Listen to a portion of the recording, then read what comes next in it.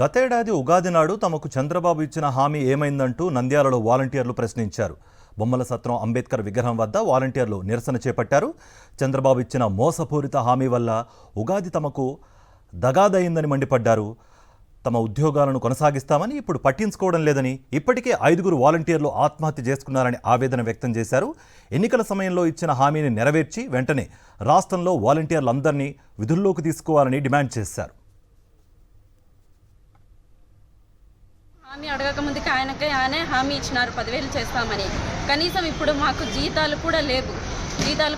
ఎంతోమంది వాలంటీర్లు, వికలాంగులు, ఉపాధి లేని వాళ్ళు, భర్త లేని వాళ్ళు, తల్లిదండ్రులు ఎంతోమంది ఈ వ్యవస్థ మీదనే ఆధారపడి పని చేస్తున్నారు. కానీ వాళ్ళకి ఎటువంటి సహాయం కల్పించలేకపోయినారు. ఎందుకు మా మీద ఇంత చులకన? ఈ చులకన ఎందుకు మా మీద? మేమేం తప్పు చేసినాము? కరోనా వచ్చినప్పుడు ఎంతోమంది చేసినారు.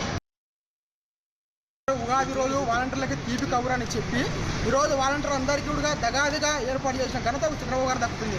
ఎందుకంటే మేము అడగకుండానే మాకు ఆ రోజు హామీ ఇచ్చారు.